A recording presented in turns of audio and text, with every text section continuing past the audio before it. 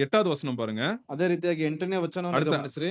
இங்க வந்து ஒரு மனுஷன் என்ன பண்றான்? மெசேஜ பயங்கரமா கவனிக்கிறான். ಇಲ್ಲಿ ನೋಡೋದಾದ್ರೆ ಒಬ್ಬ ವ್ಯಕ್ತಿ ಬಹಳ ಭಯಂಕರವಾಗಿ ಆತನು ಭಯಭಕ್ತಿಯಿಂದ ಕೇಳ್ತಾ ಇದ್ದಾನೆ. அவன் சின்ன வயசுல இருந்து நடக்கவே முடியாத ஒரு மனுஷன். ಆ ಚಿಕ್ಕ ವಯಸ್ಸಿನಿಂದಲೂ ಕೂಡ ನಡೆಯೋದಕ್ಕೆ ಆಗದಿರತಕ್ಕಂತ ಒಬ್ಬ ವ್ಯಕ್ತಿ. 9வது வசனம் பாருங்க. 9ನೇ ವಚನವನ್ನು ಗಮನಿಸ್ರಿ. பவுல் பேசுகிறதை ம். கேட்டுக்கொண்டிருந்தான். பவுல் குடுக்குற மெசேஜ கவனிக்கிறான் விசுவாசத்தோட. ಅಲ್ಲಿ அவன் ம். அவனை பவுல் உற்று பார்த்து, உற்று பார்க்கறான் பவுல் அவன. இரட்சிப்புக்கேற்ற விசுவாசம் அவனுக்கு உண்டு என்று கண்டு, ம். நீ எழுந்து காலூன்றி நிமிர்ந்து நில் என்று உரத்த சத்தத்தோடே சொன்னான். உடனே அவன் குதித்தெழுந்து நடந்தான். ம். பாருங்க அவன் மெசேஜ் கேட்கிற இதுலயே அப்போஸ்தலன் பவுல் தெரிஞ்சு, இப்ப ரொம்ப விசுவாசத்தோட மெசேஜ் கேட்கறான்பா இவன். ஆண்டவர் கண்டிப்பா இவனுக்கு ஒரு விடுதலை குடுப்பாரு அப்படின்றதுக்கு உடனே என்ன சொல்றாரு? நீ எழும்பி நட, ஆண்டவர் உனக்கு அற்புதம் செஞ்சிருக்காருன்னு சொல்றாரு. ಅಲ್ಲಿ ಉಪದೇಶ ಕೊಡುವಂತ ಸಂದರ್ಭದಲ್ಲಿ ಆತನನ್ನ ಸರಿಯಾಗಿ ನೋಡ್ತಾ ಇದ್ದೇವೆ. ಸ್ಥಿರವಾಗಿ ಆತನನ್ನು ನೋಡಿ ಆತನಲ್ಲಿ ಬೇಕಿರತಕ್ಕಂತ ನಂಬಿಕೆಯ ಮೂಲಕವಾಗಿ ಹೇಳ್ತಾ ಇದ್ದಾನೆ, ನೀನು ಎದ್ದು ನಿನ್ನ ಕಾಲು ನಡೆ ಎಂಬುದಾಗಿ ಹೇಳ್ತಾ ಇದ್ದಾನೆ. சில நேரங்கள்ல ஆண்டவர் நம்மளுக்கு காட்டுவாரு. யாருக்கு அந்த அற்புதம் செய்வார் அப்படின்னு ஆண்டவர் காட்டுவாரு. ಕೆಲವು ಸಂದರ್ಭಗಳಲ್ಲಿ ಯಾರಿಗೆ ಅದ್ಭುತಗಳನ್ನು ಮಾಡಬೇಕೆಂಬುದಾಗಿ ನಡಿಬೇಕೆಂಬುದಾಗಿ ದೇವರು ತೋರಿಸಿಕೊಡ್ತಾರೆ. நீங்க சொல்லலாம், பிரதர் நானும் மெசேஜ் கேட்டேன். எனக்கு இந்த இந்த நோய் இருந்துச்சு. எனக்கு இதுல இருந்து விடுதலை கிடைக்கல அப்படின்னு நம்ம சொல்லலாம். ನೀವು ಹೇಳ್ಬಹುದು, ನಾನು ಉಪದೇಶವನ್ನು ಕೇಳಿದೆ, ಇದರಿಂದ ನನಗೆ ಬಿಡುಗಡೆ ಸಿಗ್ಲಿಲ್ಲ ಎಂಬುದಾಗಿ ಹೇಳ್ಬಹುದು. அப்படி அல்ல. ஆண்டவர் வந்து யாருக்கு திட்டம் கொண்டிருக்கிறாரோ ஆண்டவர் வந்து கண்டிப்பா அவங்களுக்கு செய்வார். ಯಾರಿಗೆ ದೇವರ ಚಿತ್ತವನ್ನು ನೀಡಲ್ಪಟ್ಟಿದ್ದಾರೋ ಅದು ಖಂಡಿತವಾಗಿ ಅವರಿಗೆ ಮಾಡಲ್ಪಡ್ತಾರೆ.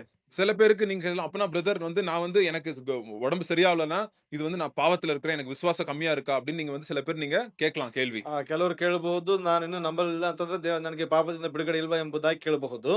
இல்ல ನನಗೆ ಅದ್ಭುತ ಆಗಿಲ್ಲ ಅಂದ್ರೆ, ನನಗೆ ಅற்புதம் நடக்கலன்னா எனக்கு வந்து எனக்குள்ள ஏதோ குறை இருக்கா, இல்ல விசுவாசம் கம்மியா இருக்கா அப்படின்னு கேள்வி கேட்கலாம். ನನ್ನಲ್ಲಿ ಅದ್ಭುತಗಳು ನಡೀಲಿಲ್ಲ ಅಂತಂದ್ರೆ ನನ್ನಲ್ಲಿ ಇರ್ತಕ್ಕಂಥ ನಂಬಿಕೆ ಏನಾದ್ರೂ ಕೊರತೆ ಇದೆಯಾ ಅಥವಾ ಕಡಿಮೆ ಇದೆಯಾ ಎಂಬುದಾಗಿ ಕೇಳ್ತದ್ದು. அதே மாதிரி பைபிள் எங்கேயும் போடலங்க. ಆ ರೀತಿಯಾಗಿ ಸತ್ಯದಲ್ಲಿ ಎಲ್ಲೂ ಕೂಡ ಬರೀಲಿಲ್ಲ. உன் விசுவாசம் உன்னை ரட்சித்தது, உன் விசுவாசம் உன்னை வந்து ಸ್ವಸ್ಥமாக்கினது அப்படின்னு வசனம் இருக்கு. ಅಲ್ಲಿ ನಿನ್ನ ನಂಬಿಕೆಯಿಂದ ನನ್ನ ಸ್ವಸ್ಥ ಮಾಡಿದೆ, ನಿನ್ನನ್ನು ರಕ್ಷಿಸಿದೆ ಎಂಬುದಾಗಿ ವಚನವಿದೆ. பட் அதனால வந்து நம்ம வந்துட்டு நம்மளுக்கு விசுவாச குறைவுனால எனக்கு வந்து அற்புதம் நடக்கல அப்படின்னு நம்ம சொல்லவே கூடாது. ಆ ಒಂದು ನಂಬಿಕೆಯ ಕೊರತೆಯಿಂದಾಗಿ ನನಗೆ ಅದ್ಭುತಗಳು ನಡೆಯಲಿಲ್ಲ ಎಂಬುದಾಗಿ ಹೇಳುವುದಕ್ಕೆ ಆಗೋದಿಲ್ಲ. ಉದಾಹರಣೆಗೆ எவிரோட மகளுக்கு யாருக்கு விசுவாசம் இருந்துச்சு? எவிருக்கு தான் விசுவாசம் இருந்துச்சு. அந்த பிள்ளைக்கு விசுவாசம் இல்ல. ஆனாலும் அந்த வீட்ல அற்புதம் நடந்துச்சு. ಅಲ್ಲಿ ಯಾರನ್ನ ಮಗಳ ಒಂದು ನೋಡುದಾದ್ರೆ ಯಾರಿಗೆ ಅಲ್ಲಿ ನಂಬಿಕೆ ಇತ್ತು, ಆ ಮಗಳಿಗೆ ನಂಬಿಕೆ ಇರಲಿಲ್ಲ. ಅದು ನೋಡಿದ್ರೆ ಅವರಲ್ಲಿ ಅದ ಒಂದು ಅದ್ಭುತ ಕಾರ್ಯಗಳು ನಡೆಯಲ್ಪಟ್ಟಿತ್ತು. இன்னொன்னு வந்து அந்த சப்பானியை வந்து கூட்டிட்டு வந்தாங்கல்ல, 4 சிநேகிதர்களுக்கு என்ன இருந்துச்சு? விசுவாசம் இருந்துச்சு. அவனுக்கு எங்க போறானே அவனுக்கு தெரியல. பட் ஆனாலும் அற்புதம் ஆண்டவர் செஞ்சார். ಪಾರ್ಶ್ವ ರೋಗಿಯನ್ನ 4 ಜನ ಸ್ನೇಹಿತರು ಕರೆದುಕೊಂಡು ಬರ್ತಾ ಇದ್ದಾರೆ. ಅವರಿಗಿದ್ದಂತ ಸ್ನೇಹಿತರಿಗಿದ್ದಂತ ನಂಬಿಕೆ ಆ ಒಂದು ವ್ಯಕ್ತಿಯಲ್ಲಿ ಇರಲಿಲ್ಲ. ಆ ಕಾರಣದಿಂದಾಗಿ நம்ம 2 விதமான அற்புதங்களும் இருக்கு. சில டைம் வந்து அந்த நோயாளியோட விசுவாசத்தை ஆண்டவர் கனப்படுத்துறாரு.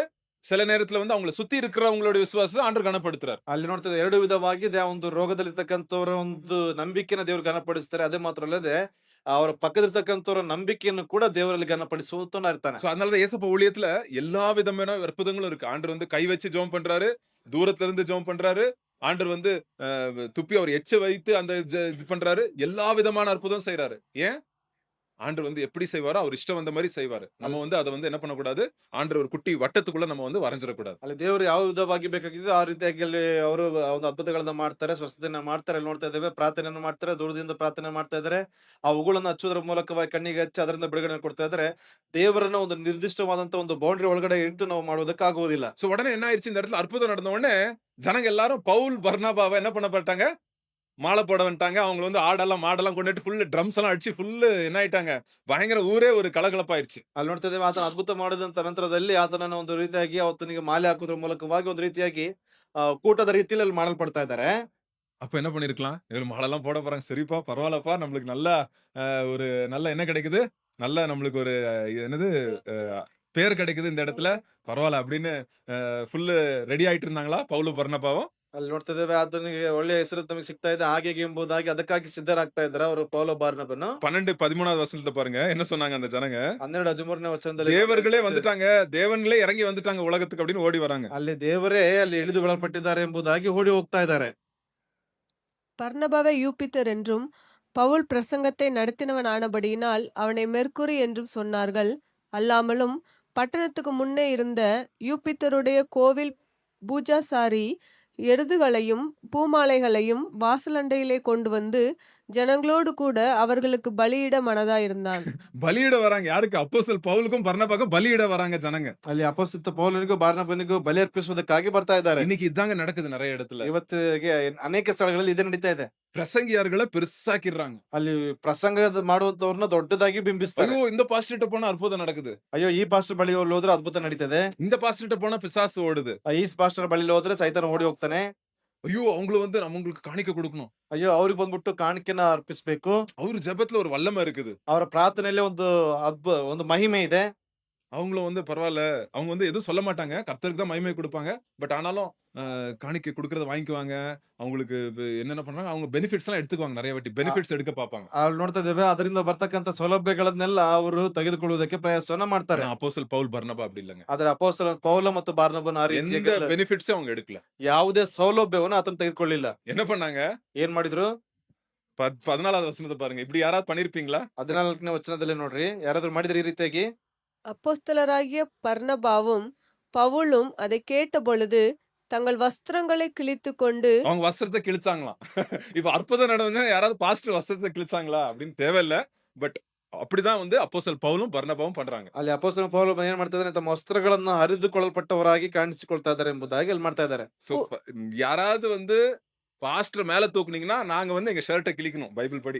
ಅಲ್ಲಿ ಸತ್ಯದ ಪ್ರಕಾರವಾಗಿ ಯಾರನ್ನ ಪಾಸ್ಟರ್ನ ತುಂಬಾ ಉನ್ನತ ಕೆಲಸ ಅಂದ್ರೆ ಸತ್ಯದ ಪ್ರಕಾರವಾಗಿ ನಾವು ಅಂಗಿಗಳನ್ನ ಹರ್ಕೊಳ್ಬೇಕು. தயவுசெய்து அப்படி எல்லாம் பண்ணாதீங்க. இருக்கிறதே கொஞ்சம் ஷர்ட் தான் இருக்குது.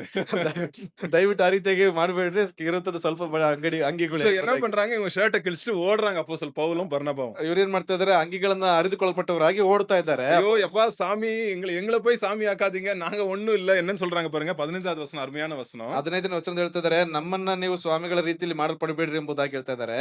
மனுஷரே ஏன் இப்படி செய்கிறீர்கள்? ம். நாங்களும் உங்களைப் போல பாடுள்ள மனுஷர்தானே. போதும். இத தெரிஞ்சுக்கணுங்க. எல்லா ஊழியக்காரங்களுக்கும் தெரிய வேண்டிய வசனம். நாங்களும் உங்களை போல எந்த உள்ள மனுஷர்கள்? பாடுள்ள பாடுள்ள மனுஷர். மனுஷர்கள் அப்படின்னு நம்ம தெரிஞ்சுக்கணும். ನಾವು ಅರ್ಥ ಮಾಡಿಕೊಳ್ಳುವಂತದ್ದು, ನಾವು ಮನುಷ್ಯರು ನಿಮ್ಮಂತ ಸ್ವಭಾವ ಉಳ್ಳವರೇ ಎಂಬುದಾಗಿ ಅರ್ಥ ಮಾಡ್ಕೊಳ್ಬೇಕು. படிங்க முன்னாடி. நீங்கள் ம். இந்த வீணான தேவர்களை விட்டு ம். வானத்தையும் பூமியையும் சமுத்திரத்தையும் அவைகளில் உள்ள யாவற்றையும் உண்டாக்கின ஜீவனுள்ள தேவனிடத்திற்கு திரும்ப வேண்டுமென்று உங்களுக்கு பிரசங்கிக்கிறோம். பாருங்க எங்க வேலை என்னது? எங்க வேலை என்னது? பிரசங்கிக்கிறோம் அப்படின்னு அப்போஸ்தலர் பவுல் ನಮ್ಮ சொல்றார். ಕೆಲಸ ಏನಂದ್ರೆ ಅಲ್ಲಿ ನೋಡುವಂತದ್ದು ಸುವಾರ್ತೆಯನ್ನ ಸಾರಿ ಹೇಳುವಂತದ್ದು ಎಂಬುದಾಗಿ. ஐயோ ஆண்டவர் அற்புதம் செஞ்சாரையா, நான் என் வேலையை நான் பண்ணிட்டு இருந்தேன், என்ன போய் நீ பெருசாக்காத அப்படின்னு வந்து அப்போஸ்தலர் பவுல் சொல்றார். ದೇವರ ಕಾರ್ಯಗಳನ್ನು ಮಾಡಲ್ಪಟ್ಟಿದ್ದಾರೆ, ನನ್ನನ್ನು ಬಂದ್ಬಿಟ್ಟು ನೀನು ದೊಡ್ಡವನ ರೀತಿಯಲ್ಲಿ ಬಿಂಬಿಸಬೇಡ ಎಂಬುದಾಗಿ ಹೇಳ್ತಾ ಇದ್ದಾರೆ. ஒரு அருமையான ஒரு மாதிரி நம்மளுக்கு. ಅದ್ಭುತವಾದಂತ ಒಂದು ಮಾದರಿಯಾದಂತ ಕಾರ್ಯ. ஸோ நிறைய வாட்டி என்ன ஆகும்னா, யாராவது வந்து பிரதர் நீங்க ஜோம் பண்ணீங்க இதாச்சு, நீங்க ஜோம் பண்ணீங்க பிரதர், அதனாலதான் பிரதர் இது ஆச்சு, அப்படி குழந்தை பிறந்துருச்சு பிரதர் அப்படின்னுவாங்க. ಆ, அப்போ வந்து மனசுல சரி பரவாயில்ல, இது சண்டே மெசேஜ்ல கொஞ்சம் அப்படியே சைடுல கொண்டாடலாம், கொண்டு வந்தா நம்ம சர்ச்சுக்கு நிறைய கூட்டம் வரும் அப்படின்ற மாதிரி ஒரு சோதனை வரும். ಅಲ್ಲಿ ನೋಡ್ತದೆ ಬ್ರದರ್, ನೀವು ಮಾಡಿರ್ತಕ್ಕಂಥ ಪ್ರಾರ್ಥನೆಯಿಂದಾಗಿ ಮಗು ಹುಟ್ಟು ಹೇಗೆ ಆಗಿ ಎಂಬುದಾಗಿ ಅಲ್ಲಿ ನೋಡ್ತಾ ಒಂದು ಭಾಗದಲ್ಲಿ ಹೇಳ್ತದೆ. ಉಪದೇಶ ಮಾಡುವಂತ ಸಂದರ್ಭದಲ್ಲಿ ಇದರ ಮೂಲಕವಾಗಿ ಅನೇಕರು ಸಭೆಗೆ ಬರ್ತಾರೆ, ಇದನ್ನ ಸ್ವಲ್ಪ ಹಂತವಾಗಿ ತೆಗೆದುಕೊಂಡು ಬರೋಣ ಎಂಬುದಾಗಿ ಒಂದು ಭಾಗದಲ್ಲಿ ಅಂದ್ಕೊಳ್ತದೆ. எல்லா போதகர்களுக்கும் இருக்கிற ஒரு சோதனை இது. ಆ ಎಲ್ಲಾ ಉಪದೇಶ ಮಾಡುವಂತವ್ರಿಗೆ ಇರ್ತಕ್ಕಂಥ ಒಂದು ಶೋಧನೆ. எதுக்குன்னா, நம்ம மனுஷனுடைய புகழுக்கு நம்ம வந்து இடத்தை கொடுக்க கூடாது. கர்த்தர் உடனே கொடுத்துடணும். க்ளோரி டு காட், ஆண்டருக்கு மகிமை அப்படின்னு நம்ம கொடுத்துடணும். அவ்வளவுதான். ಅಲ್ಲಿ ಮನುಷ್ಯನ ಹೊಗಳಿಕೆಗೆ ಅಲ್ಲಿ ಸ್ಥಳವನ್ನು ಕೊಡಬಾರದು. ದೇವರಿಗೆ ಎಲ್ಲವೂ ಘನ ಮಾನ ಮಹಿಮೆ ಎಂಬುದಾಗಿ ಕೊಡಲ್ಪಡಬೇಕು. எதுக்கு? ಯಾಕೆ? அப்படி கொஞ்சம் முன்னாடி படிங்க, தெரியுது என்ன ஆகுதுன்னு. ಅಲ್ಲಿ ಮುಂದಿನ ಭಾಗದಲ್ಲಿ ಓದುವಾಗ ಏನ್ ಗೊತ್ತಾಗ್ತದೆ? சென்ற காலங்களில் இல்ல அது வேணாம். 19வது வசனத்துல பாருங்க. அதே ஜனங்க சாமி சாமின்னு கூப்பிட வந்த ஜனங்க இப்ப என்ன பண்றாங்க? ಅಲ್ಲಿ ಸ್ವಾಮಿ ಸ್ವಾಮಿ ಎಂಬುದಕ್ಕೆ ಅಲ್ಲಿ ಅಡ್ಡ ಬೀಳುವುದಕ್ಕೆ ಬಂದ ಜನಗಳು ಏನ್ ಮಾಡ್ತಾ ಇದಾರೆ? பின்பு அந்தியோகியாவிலும் ம். இக்கோனியாவிலும் இருந்து சில யூதர்கள் வந்து ஜனங்களுக்கு போதனை செய்து பாருங்க, தப்பான போதனை செய்து பவுலை கல்லெறிந்து பவுலை கல்லெறிந்து அவன் மரித்து போனான் என்று எண்ணி ம். அவனை பட்டணத்துக்கு வெளியே இழுத்து கொண்டு போனார்கள். பாருங்க என்ன ஆச்சு? கொஞ்ச நேரம் தாங்க. மனுஷனுடைய புகழ் வந்து எவ்வளவு நேரம்?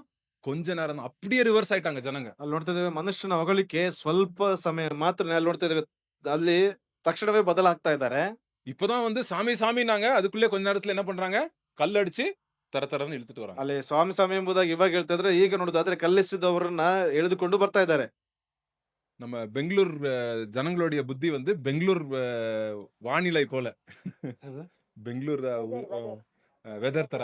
ಅಲ್ಲಿ ಬೆಂಗಳೂರು ತಕ್ಕಂತವ್ರ ಒಂದು ಜನಗಳ ಒಂದು ಬುದ್ಧಿಯನ್ನು ನೋಡೋದಾದ್ರೆ ಬೆಂಗಳೂರು ತಕ್ಕಂತ ಒಂದು ವಾತಾವರಣದ ರೀತಿ 11 மணி வரைக்கும் நல்லா வெயில் அடிச்சிட்டு இருக்கோம். 11 ಗಂಟೆವರೆಗೂ ಚೆನ್ನಾಗಿ ಬಿಸಿಲಿರ್ತದೆ. பட்டுன்னு 2 மணிக்கு அப்படியே மழை பெஞ்சிட்டு இருக்கும். ತಕ್ಷಣವಾಗಿ 2 ಗಂಟೆಗೆ ಮಳೆ ಬರೋದಕ್ಕೆ ಪ್ರಾರಂಭಿಸ್ತದೆ. இங்க அப்படிதான் ஆச்சு. ಇಲ್ಲ ಅದೇ ರೀತಿಯಾಗಿ ಆಗ್ತಾ ಇದೆ. ஃபுல்லு சாமி சாமின்னு கும்பிடுறாங்க. இன்னும் கொஞ்ச நேரத்துல போட்டு கல்லடிச்சு அடிச்சுட்டு அவங்க சாகுற நிலைமைக்கு விட்டுறாங்க. ಅಲ್ಲಿ ಸ್ವಾಮಿ ಸ್ವಾಮಿ ಎಂಬುದಾಗಿ ಹೇಳ್ತಿದ್ರೆ ಸ್ವಲ್ಪ ಸಮಯದಲ್ಲಿ ಅವ್ರು ನೋಡ್ತಾ ಇದ್ದೇವೆ ಕಲ್ಲಿಸುದು ಅದನ್ನು ಕೊಲ್ದು ಹಾಕುವುದಕ್ಕಾಗಿ ಬರ್ತಾ ಇದ್ದಾರೆ.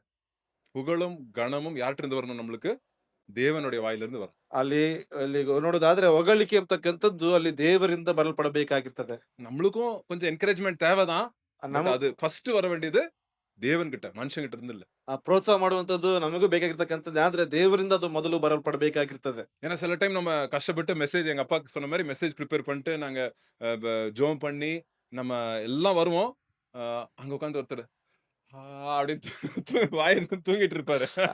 ನಾವು ಸರಿಯಾದಂತ ರೀತಿಯಲ್ಲಿ ಬಹಳ ಒಂದು ಕಷ್ಟಪಟ್ಟು ಉಪದೇಶವನ್ನ ಸಿದ್ಧ ಮಾಡಿಕೊಂಡು ಬಂದಿರ್ತೇವೆ. ಆದ್ರೆ ಒಂದು ಭಾಗದಲ್ಲಿ ನೋಡೋದಾದ್ರೆ ಯಾವ್ದೋ ಒಬ್ಬ ವ್ಯಕ್ತಿ ನಿದ್ರೆ ಮಾಡುವಂತ ರೀತಿಯಲ್ಲಿ ಆಕಳಿಸ್ತಾ ಕೂತಿರ್ತಾರೆ. மெசேஜ் ஸ்டார்டிங் பாஸ்டிங் இன்னும் 2 வசனம் கூட சொல்லிருக்க மாட்டோம். அதுக்குள்ள ஸ்டார்டிங் தூக்கம் ஸ்டார்ட் ஆயிடுச்சு. ಅಲ್ಲಿ 2 ವಚನಗಳನ್ನು ಹೇಳಿರುವುದಿಲ್ಲ, ಆಗ್ಲೇ ಅಲ್ಲಿ ಆ ರೀತಿಯಾಗಿ ಮಾಡಲ್ಪಡ್ತಾ ಇದೆ. சோ அதனால மனுஷனுடைய புகழ்ச்சிக்கு நம்ம ஆளாயிடக்கூடாது. ಮನುಷ್ಯನ ಒಂದು ಹೊಗಳಿಕೆಗೆ ನಾವು ಆಳಾಗಿರಪಡಬಾರದು. நம்ம அப்படி ஆயிட்டோம்னா ನಾವು நம்ம லைஃப்ல நம்ம வாழ்க்கையில முக்கியமான காரியங்களை எதுவும் செய்ய முடியாது. ಆ ರೀತಿಯಾಗಿ ನಾವು ಆಗ್ವಿ ಅಂದ್ರೆ ನಮ್ಮ ಜೊತೆಯಲ್ಲಿ ಮುಖ್ಯವಾಗಿರ್ತಕ್ಕಂಥ ವಿಷಯಗಳನ್ನು ಮಾಡೋದಕ್ಕಾಗುವುದಿಲ್ಲ. சோ அதனால நம்ம எதை கர்த்தர் நம்மளுக்கு செய்ய சொல்லியிருக்கிறாரோ அதை உண்மையாய் செய்யறது தான் நம்மளுடைய வேலை. ಆ ದೇವರು ಯಾವುದನ್ನ ಮಾಡೋದಕ್ಕೆ ಹೇಳಿದಾರೋ ಅದನ್ನ ನಿಜವಾಗಿಯೂ ಮಾಡುವಂತದ್ದೇ ನಮ್ಮ ಒಂದು ಕೆಲಸ.